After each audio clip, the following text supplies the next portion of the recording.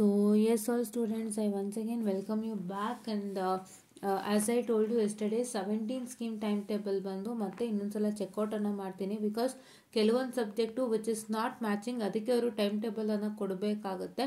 ಅದು ಒಂದು matter. So ಹಾಗಾಗಿ ನಾನೊಂದ್ಸತಿ ಚೆಕ್ ಮಾಡ್ತೀನಿ. ಸೊ ನನ್ನ ಐಡಿಯಾ ಏನು ಅಂತ ಹೇಳಿದ್ರೆ, ಸೊ ನಿಮಗೆ ಇವಾಗ ಆರ್ಡರ್ ವೈಸ್ ಎಕ್ಸಾಮ್ ಕಂಡಕ್ಟ್ ಆಗುತ್ತೆ. 17 ಈಸಿ, 31, 32, 33, 34, 35. ಸೊ ಯಾವ ಒಂದು ಸಬ್ಜೆಕ್ಟ್ ಮ್ಯಾಚ್ ಆಗ್ತಲ್ಲ ಆ ಒಂದು ಸಬ್ಜೆಕ್ಟಿನ ನಿಮ್ಮ ಒಂದು ಏನು ಸಬ್ಜೆಕ್ಟ್ ಇದೆ ಅದಕ್ಕೆ ಪೇಪರ್ ಬರುತ್ತೆ. ಈಗ ನೀವೇನು ಹೇಳ್ತಾ ಇದ್ದೀರಾ, 17/31 ಇಸ್ ನಾಟ್ ಮ್ಯಾಚಿಂಗ್ ವಿತ್ 18 ಸ್ಕೀಮ್ಗೆ ಮ್ಯಾಚ್ ಆಗ್ತಾ ಇಲ್ಲ ಅಂತ ಹೇಳಿದ್ರಿ. 18/31 ಟೈಮ್ ಟೇಬಲ್ ಬಂದಿದೆ ಅಂತ ಹೇಳ್ತಾ ಇದ್ದೀರಾ. ಅಂದರೆ ನೀವು ಲೆಕ್ಕ ಇಟ್ಕೋಬೇಕು, 18/31 ದಿನನೇ 17/31 ಕೂಡ ಇರುತ್ತೆ ಅಂತ. ನೀವು ಅವತ್ತೇ ಎಕ್ಸಾಮ್ ಬರ್ತೀರಾ, 17/31ಗೆ ಬರೀತೀರಾ. ಸೊ ಆ ಥರ ಒಂದು ಆಗುವಂಥ ಚಾನ್ಸಸ್ ಇದೆ. ಸೊ ಹಾಗಾಗಿ ನೋಡೋಣಂತೆ, ಇನ್ನೇನಾದ್ರು ಫರ್ದರ್ ಅಪ್ಡೇಟ್ಸ್ ಬಂತು ಅಂದರೆ ಹೇಳ್ತೀನಿ. ಇಲ್ಲ ಅಂತಂದರೆ ನಾನು ಹೇಳ್ದಂತೆಯೇ ಆಗುತ್ತೆ. 18/31 ದಿನ ಬನ್ನಿ, 17/31 ಪೇಪರ್ ಬರೆದು ಹೋಗಿ, ಆಯಿತಾ.